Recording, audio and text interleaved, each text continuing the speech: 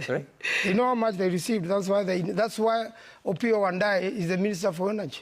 That's why the CS for Energy. It is very well choreographed. He just came in. The process started. You know, yeah. Adani is one of the big Indian companies. And Raila Odinga has admitted that he knew these companies up to 2010 when he was Prime Minister. And it was one of the companies sponsoring his campaign so that he becomes president in 2012.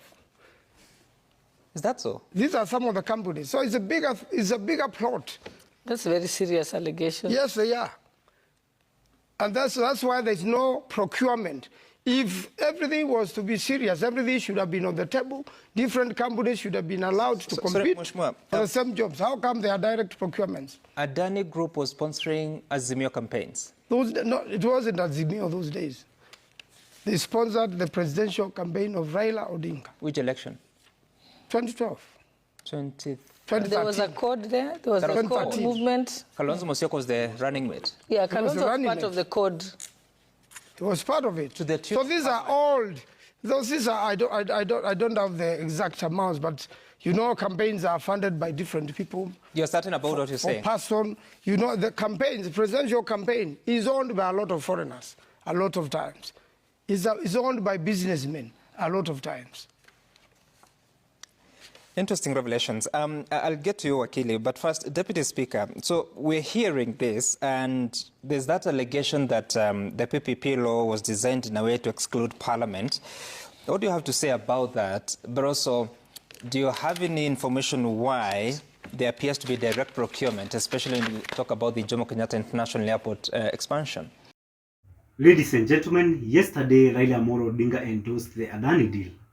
And you can even heard what Senator Mazo have said, that Adani financed the 2012 general election for Raila Amolo Odinga. And with me, I've done a lot of research on Adani, and I've found that it's a very, very big company. In fact, it is a multi-dollar trillion company. It's worth. And ladies and gentlemen, with me, I've got to realize so many things about this company. But ladies and gentlemen, that is what will form the basis of our analysis today. Welcome to the Trending News Analysis TNA. I go by the name Jerry Joseph, and personally I'm in Thika Road. Maybe you could let me know where you're watching the video from. The first thing that I realized about this company is that it always hijacks the presidents. You know, Senator Mazo have said that Adani funded the Raila Odinga election in 2013. So, because he funded, so it means that they had a deal with Raila Odinga back in 2013. Who told you that they did not finance the campaign of Raila Odinga in 2017? And again, who told you that they may not have financed the campaign of President William Ruto in 2022? The reason is because in 2022 general election, Raila Odinga was being funded by the government itself through Uhuru Muigai Kenyatta. And because Uhuru Muigai Kenyatta had not those intentions, it simply means that now Adani, maybe they have financed President William Ruto campaign because he was the one to complete the deal. That is the first thing that I've realized. This company, they hijack the president so that when the president is sitting in the power, he's already compromised by this Adani. And this is the reason that they are able to make these all deals until you wonder, how is the importance of this deal to the country? The second reason is that Ruto is ready to finish Raila Amolo Odinga. You know, everybody feels that the ODM members, they will come to run away across to 2027. And now President William Ruto is a bright politician. He knows that I have to make sure that Raila Odinga is supporting this unpopular decision so that at least I will not be seen. What you don't understand is that President William Ruto wants to make sure that he will not be having any competitor coming 2027. Because he wants to paint Raila Odinga the way he was painted negatively by President Uhuru Muigai Kenyatta, former president, so that he cannot think in dismissing or dumping President William Ruto. So that is something that I again realized. The third thing that I realized is that Adani is the one that brought these two gentlemen together, Raila Amolo Odinga and William Ruto. Because remember that Raila Amolo Odinga understood the deal. They had already made the deal back in 2012. But unfortunately, Raila Odinga never made it to president. So now, because Raila Odinga already know the deal, and now President William Ruto is implementing this deal, so it means that Raila Odinga can block this deal through demonstration and so forth. And for that, that is when Adani now became wise, and they brought these gentlemen together. And now they said that President William Ruto support Raila Odinga to run for AUC seat.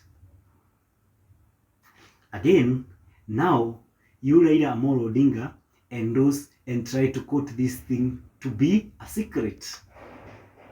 You see, so Adani seems to be the one who brought these two gentlemen together because of that deal. And this is the reason as to why you see, like, it is made up of theft.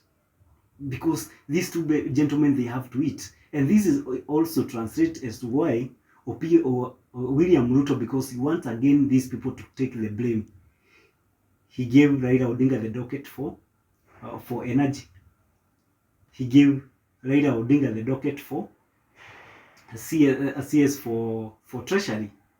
So it was choreographed, and this is Adani that made these two gentlemen to come together.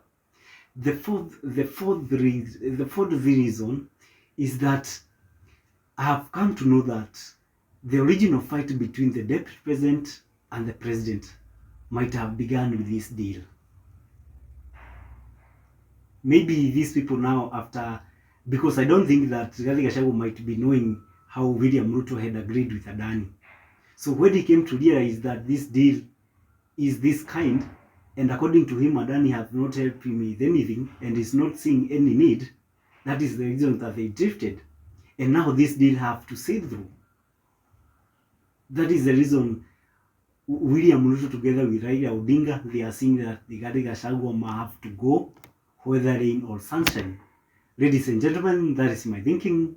Thank you for watching. Maybe you can let me know what you think in the comment section. Have a nice time.